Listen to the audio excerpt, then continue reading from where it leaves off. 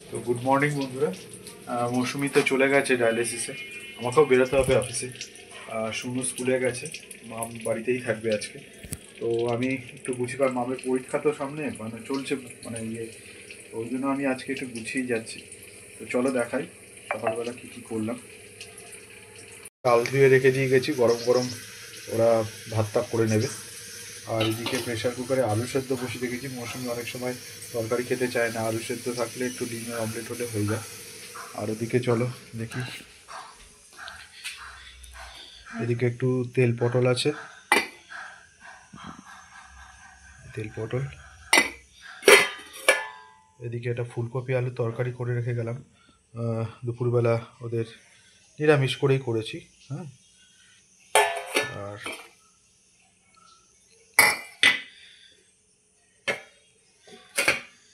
এটা ওই পাঁচমিশালি সবজিটা আছে কালকের, একটু গরম করে রাখলাম। এখানে মামের ওই সোয়াবিন আলুর তরকারি আছে কালকে, একটু শশা আর রুটি, এটা সকালে মামের টিফিন থাকলো।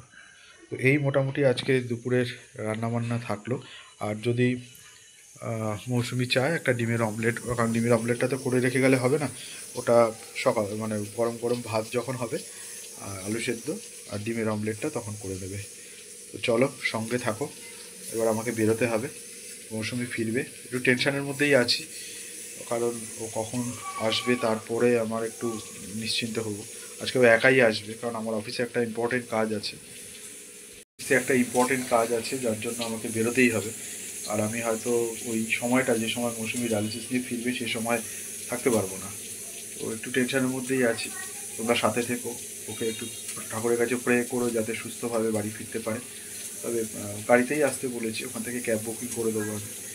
তো সঙ্গে থাকো, বাকিটা মৌসুমি ফিরে এসে তোমাদের সাথে আবার ডিটেলসে আলোচনা করবে। তো ততক্ষণের জন্য গুড বাই।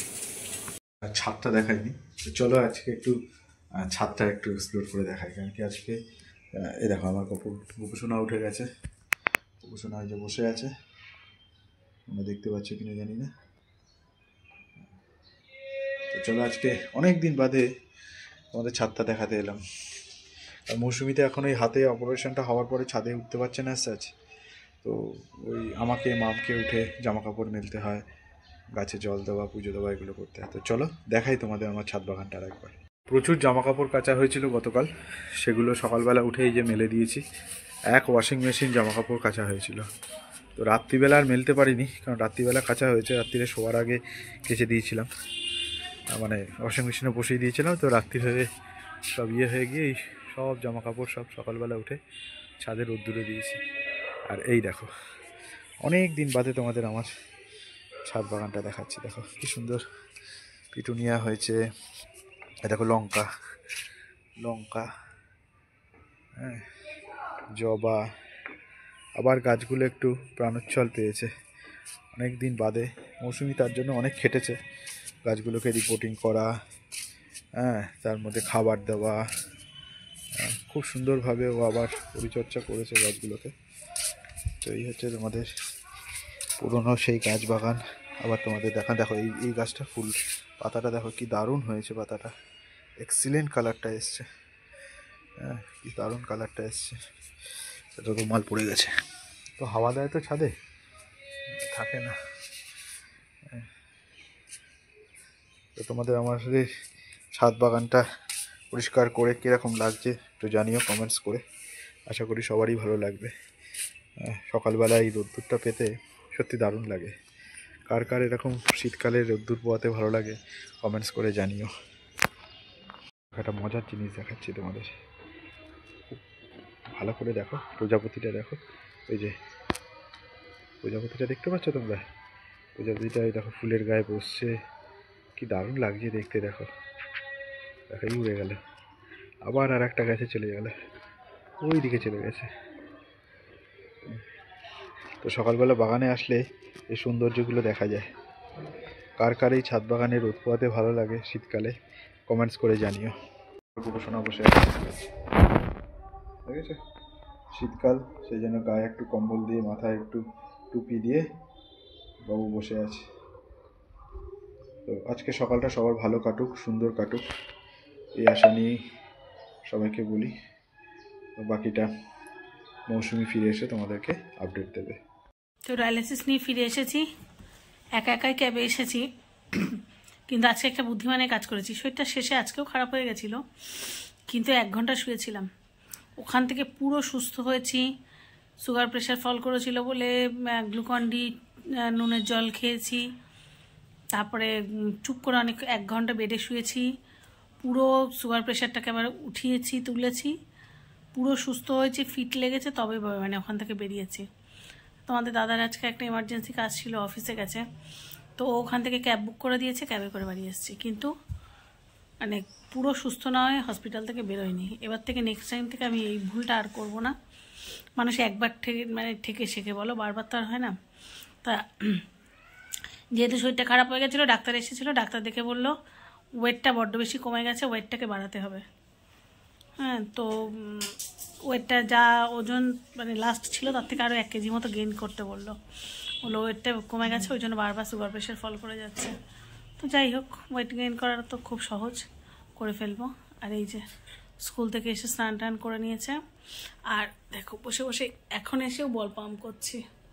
আর বলেছে হাতটাকে হালকা হালকা মুভ করতে, এতদিন স্টিফ করে সোজা রাখতে বলেছিল, আজকে বললো হালকা হালকা মুভ করতে, আর 1 সপ্তাহ হালকা হালকা মুভ করে তারপরে নর্মাল নাড়াচাড়া করতে। ওটা কি তোর হাতে, কি ওগুলো?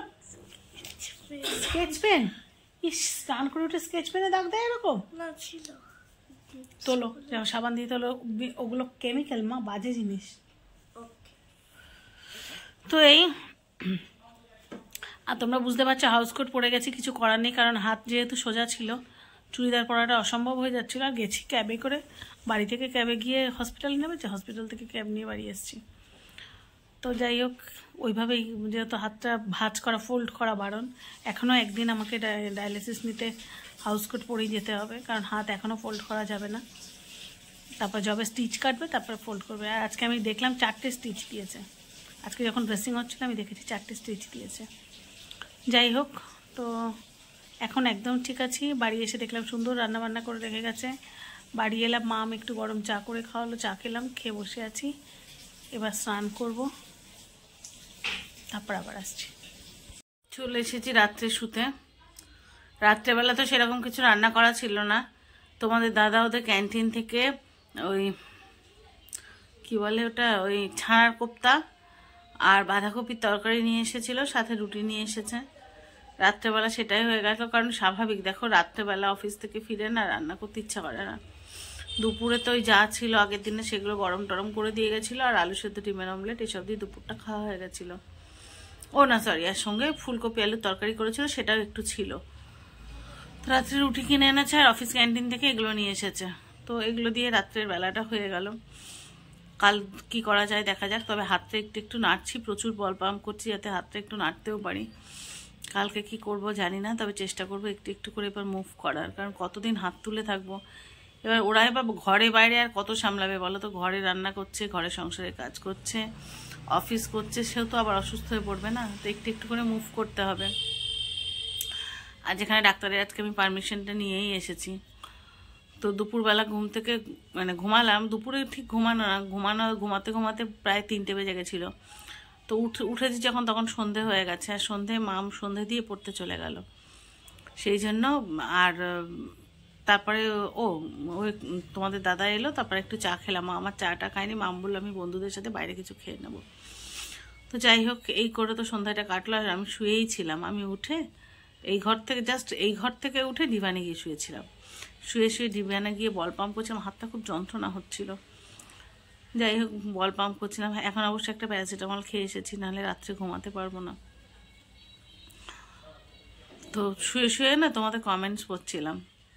আমার না তোমাদের কমেন্টসগুলো যে এতটা বেশি আপ্লুত করে আমার বলার জায়গা নেই। সোমাশ্রীদি কমেন্টস করেছো, কালকে আমার ভালো থাকার ভিডিওটা পাওয়ার পরে তুমি আজকে রাজপুর কালীবাড়ি গিয়ে আমার জন্য পুজো দিয়ে এসেছো। আমি তোমাদেরকে কি বলবো বলো তো, আমার বলার ভাষাটাই হারিয়ে গেছে। সাবস্ক্রাইবার, বন্ধু, অনেক কিছু, তার অনেক উপরে, অনেক অনেক ঊর্ধ্বে একটা মানুষের সুস্থতা নিয়ে কখন গিয়ে পুজো দিয়ে আসে যেন। তো সমাজসেবী প্রায় আমার শুরুর একটু পরের থেকেই সমাজসেবী আমার চ্যানেলে আসে, ভিজিট করে, এবং সেখান থেকে সমাজসেবী রেগুলার ভিউয়ার্স। হাতটা মুভ করার চেষ্টা করছি, কষ্ট হচ্ছে। যাই হোক, রেগুলার ভিউয়ার্স। সমাজসেবী শুধু ভিউয়ার্সে থেমে থাকেনি, সমাজসেবী কোথায় দাঁড়িয়েছে সেটা সমাজসেবী নিজেই জানে। আমার একটু সুস্থতার খবর পেয়ে সে চলে গেছে কালীবাড়িতে পুজো দিতে। ঠিক একইভাবে প্রচুর দিদিরা প্রতি মুহূর্তে প্রে করে চলেছে, আর সেই জন্য মনে হয় একটু একটু করে সুস্থ হয়ে উঠছি। মাঝে মাঝে তো মনে হয় এখনও যে 1 বছর 2 মাস বাকি, আমি তোমাদের সাহায্যেই হয়তো এই 1 বছর 2 মাসটাও ঠিকঠাক করে কাটিয়ে উঠতে পারবো। মানে এখনও 1 বছর 2 মাস না গেলে তো আমার ট্রান্সপ্লান্টের কথা ডাক্তার ভাববেও না, আলোচনাও করবে না। তো আমি কোথাও একটা বল ভরসা হারিয়ে ফেলেছিলাম যে আমি 1 বছর 2 মাস ডায়ালিসিস নিয়ে বেঁচে থাকা সম্ভব নয়। মানে সর্বসাকুল্যে 2 বছর তো 10 মাস হয়ে গেছে, আর 1 বছর 2 মাস সম্ভব নয়।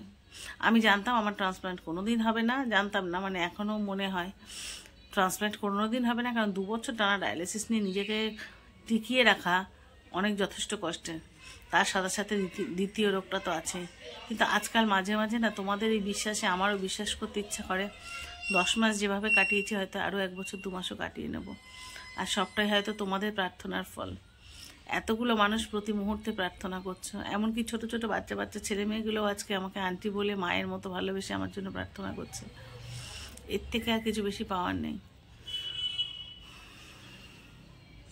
তো চলো, ওষুধ খাওয়া হয়ে গেছে। আর তোমাদের দাদা কি বলবো, আমার মাথার কাছে বিস্কিটের কৌটো, আর তারপরে 2-1টা ফল, জল সব গুছিয়ে রেখে দিয়েছে, কারণ জানে মাঝরাত্রে উঠে আমি খিদে পায়, তখন ওই হালকা ফুলকা খাবার খায়। মুড়ির কৌটো এগুলো রাত্রেবেলা গুছিয়ে রেখে দেয় আমার পাশে।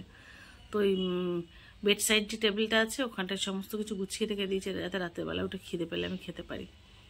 আর বেশিরভাগ দিন সত্যি সত্যি কিন্তু রাত 2-2-2:30টার সময় উঠে বসে বসে কুটকুট করে মানে ইয়ের মতো বিস্কিট খাই, ইঁদুরের মতো রাত্রেবেলা বসে বসে বিস্কিট খাচ্ছি, জল খাচ্ছি। খিদে পেলে কি করবো, খিদে পেলে তখন আমার বমি পায় আমি যদি না খাই। তো যাই হোক, চলো আজকের ব্লগটা এখানেই শেষ করি। সবাই যে যেখানে আছো ভালো থেকো, সুস্থ থেকো। আর যদি নতুন কোনো বন্ধু আমার চ্যানেল ভিজিট করে থাকো, প্লিজ চ্যানেলটা সাবস্ক্রাইব করে পাশে থেকো। আর যদি ব্লগটা একটু ভালো লাগে তাকে লাইক কমেন্ট শেয়ার করে পাশে থেকো। দেখা হচ্ছে নতুন ব্লগে, ততক্ষণের জন্য সবাইকে শুভরাত্রি।